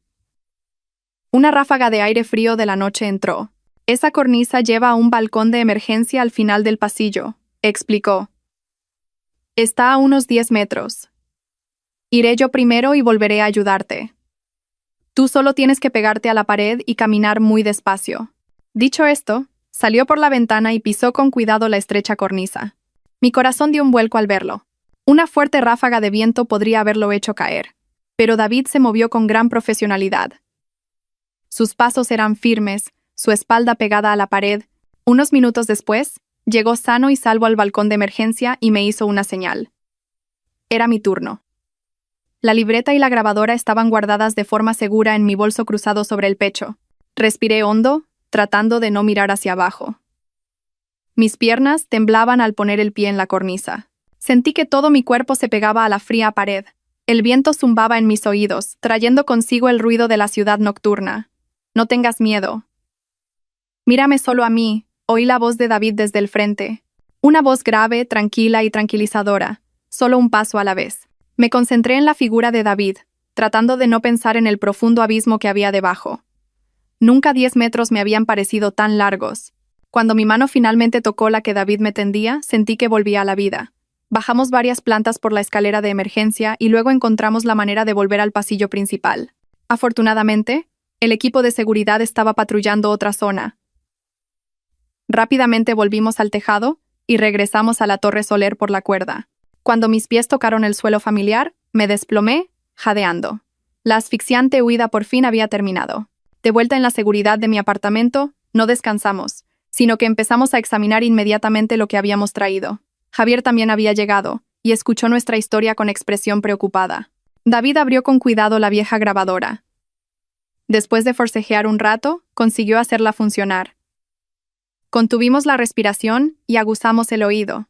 La vieja cinta de casete empezó a girar, emitiendo el ruido del tiempo. Y entonces oímos una voz familiar, la del presidente Rivas, mi padre biológico. Estaba hablando por teléfono. No estoy de acuerdo. Vicepresidente Morales, ese proyecto tiene demasiado riesgo. El flujo de fondos no es transparente. No puedo aprobarlo. Tras un breve silencio, su voz se volvió más afilada. Ya te lo he dicho. No intentes engañarme. Sé lo que estás haciendo a mis espaldas. Si no te detienes, lo revelaré todo al mundo. La llamada terminó y mi corazón latía con fuerza. Esta era la prueba del conflicto entre mi padre y el señor Morales. Pero la siguiente grabación nos dejó realmente atónitos. Esta vez era la voz del señor Morales. Estaba hablando con alguien. El viejo se ha enterado de todo. No podemos dejarlo con vida. ¿Un accidente de tráfico? Sí, hay que hacer que parezca un accidente. Su familia, encárgate de todos, que no quede ni uno. Y entonces, Rivas será nuestro. Una confesión, grabada hace 25 años. Una confesión innegable. Al mismo tiempo, abrí la libreta de tapa de cuero negro. Dentro no solo había registros de las transacciones comerciales de Joyerías Rivas, sino también breves diarios de mi padre.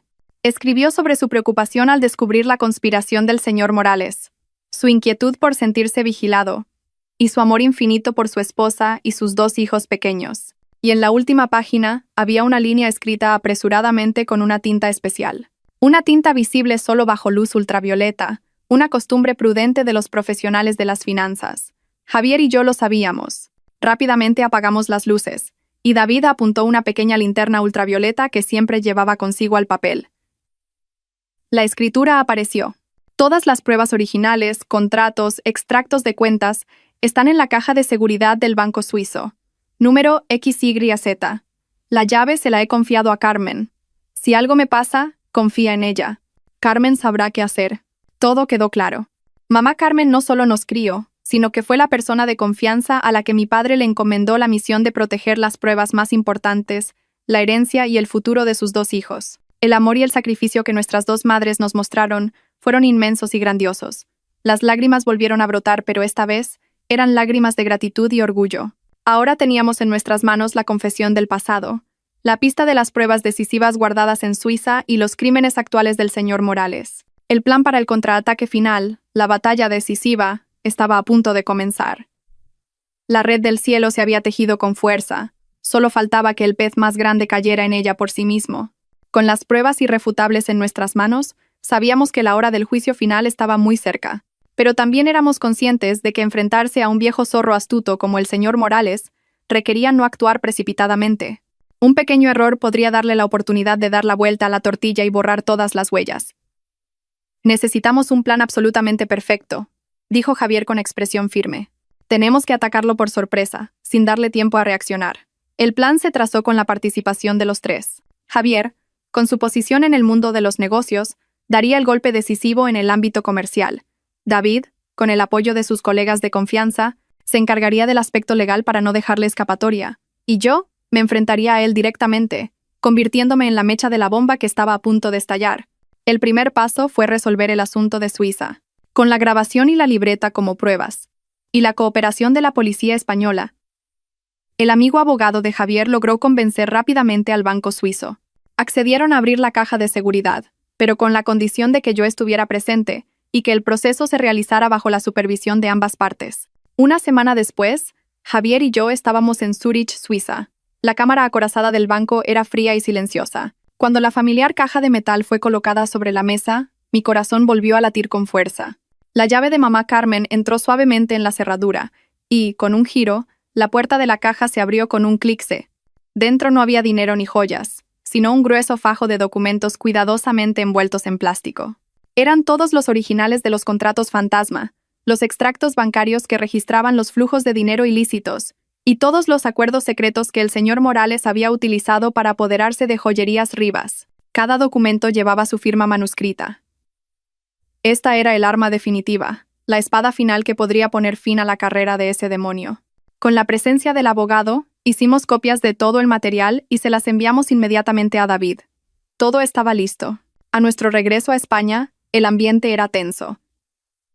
El señor Morales, tras el fallido intento de intrusión en la Torre Dorada, parecía haber olido el peligro. Comenzó a mostrar un comportamiento defensivo. El número de sus guardaespaldas se duplicó, y todas sus reuniones se controlaban estrictamente. Está intentando borrar las huellas y desviar sus bienes, informó David en una reunión de urgencia. Tenemos que actuar antes de que sea demasiado tarde. Se fijó el día D. Era el día de la Junta General de Accionistas de Imperio Dorado, un gran evento que reunía a toda la dirección, a los principales accionistas y a los medios de comunicación. Sería el escenario perfecto para que pusiéramos fin a esta obra. Esa mañana, elegí un vestido rojo oscuro, un color que simboliza el poder y la determinación.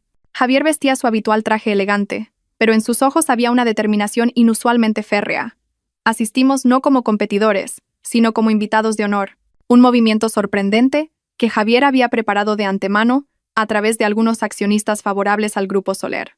El salón de actos del Centro Nacional de Convenciones estaba abarrotado. El señor Morales estaba sentado en la presidencia del escenario, manteniendo todavía una expresión de confianza y autoridad. Estaba dando un discurso apasionado sobre los logros de Imperio Dorado y sus ambiciosos planes de futuro. Un discurso perfecto de un líder competente. Cuando su discurso terminó entre un atronador aplauso, Javier me hizo una señal. Ahora. Disculpen, resonó una voz desde la puerta. Era David, que entraba uniformado junto a un equipo de investigación. Señor Ricardo Morales, presidente de Imperio Dorado. Estamos aquí para ejecutar una orden de arresto y registro de emergencia en relación con cargos de asesinato organizado y apropiación indebida de bienes. Todo el salón quedó atónito, y todas las cámaras se giraron instantáneamente hacia el escenario. El señor Morales se levantó de un salto, su rostro cambió, pero intentó mantener la compostura. ¿Qué están diciendo? Debe de haber un error. Soy un empresario honesto. No hay ningún error, señor Morales. Alcé la voz mientras caminaba desde el público.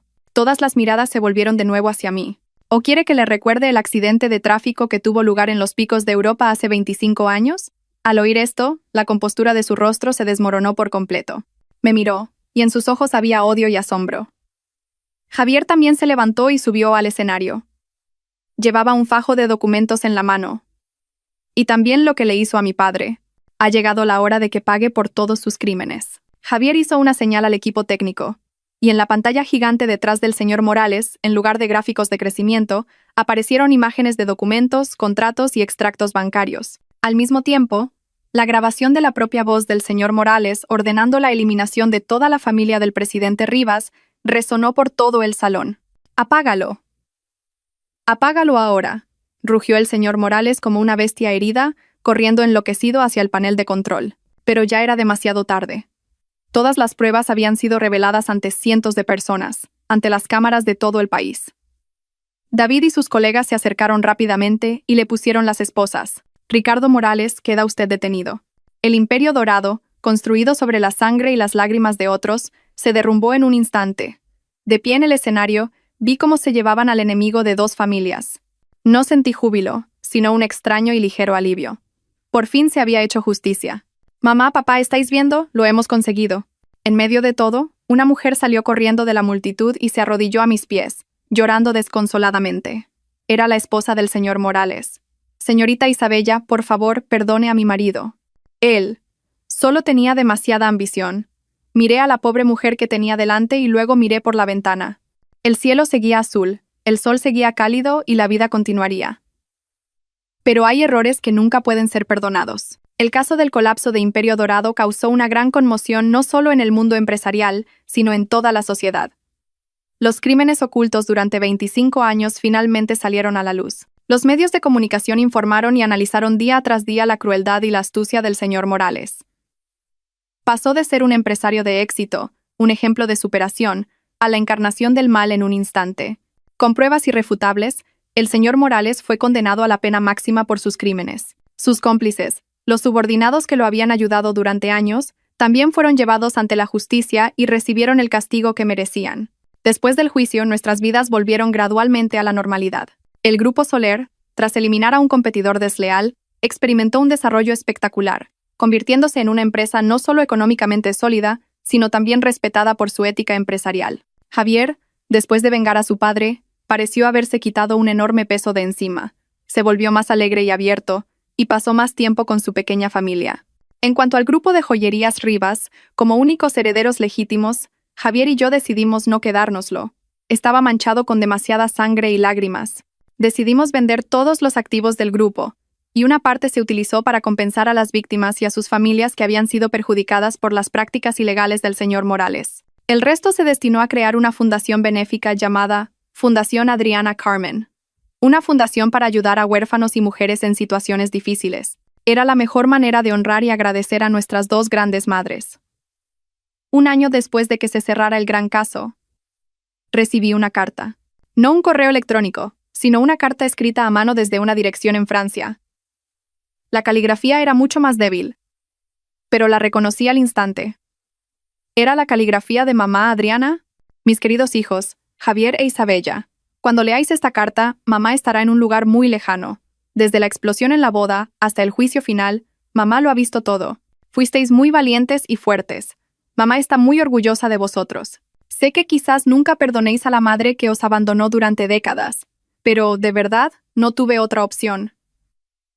La muerte de antaño fue la única manera de protegeros de las garras de ese demonio. Tuve que vivir con el tormento, la nostalgia y la culpa, pero saber que crecíais seguros bajo el amor de mi hermana Carmen hizo que todo mi sacrificio valiera la pena. Ahora que el malvado ha pagado por sus crímenes, el pesado fardo de mi corazón por fin puede ser liberado. Creo que ahora puedo irme en paz y reunirme con vuestro padre. Sed felices, mis hijos. Vivid una vida realmente significativa en nombre de vuestra madre y vuestro padre. Os quiero mucho. Mamá Adriana. Junto con la carta, se adjuntaba el certificado de defunción de mi madre. Había fallecido pocos días después de que terminara el juicio del señor Morales. Javier y yo nos abrazamos y lloramos. Eran lágrimas de tristeza, pero también de comprensión y paz. Por fin podíamos llamarla mamá con el corazón en paz. Mi vida, después de tantas tormentas, finalmente encontró un puerto tranquilo. David y yo decidimos celebrar una pequeña y cálida boda en Mallorca, donde comenzó nuestro amor. El día de la boda, en lugar de un lujoso vestido de novia, elegí un elegante vestido de seda de un suave color rosa, sencillo y puro. En mi mano, en lugar de un ramo, sostenía firmemente la mano de David, el hombre que me había acompañado en los momentos más difíciles. Javier me miraba con una sonrisa feliz. Sus ojos brillaban de alegría. Clara, con un precioso vestido de princesa, esparcía pétalos de rosa por el camino que recorríamos. En medio de ese cálido ambiente, tuvimos un invitado especial. Era el señor Pablo, el antiguo chofer. Nos trajo como pequeño regalo una vieja foto de mis padres biológicos en un sencillo marco de madera. Señorita, le deseo toda la felicidad, dijo con voz temblorosa. Acepté el regalo con el corazón lleno de emoción. El pasado había terminado, pero los buenos recuerdos y los buenos sentimientos perdurarían para siempre. Esa tarde, mientras el sol se ponía sobre la colina de pinos, David y yo nos quedamos de pie, uno al lado del otro, contemplando el lejano horizonte. Un nuevo capítulo de la vida, una nueva vida llena de amor y esperanza, se abría ante nosotros. Sabía que, a partir de ahora, ninguna tormenta podría derribarme. porque a mi lado siempre habrá gente que me quiera incondicionalmente. Y creo que, en algún lugar de lo alto, mis 3 padres y madres nos estarán observando y bendiciendo con una sonrisa.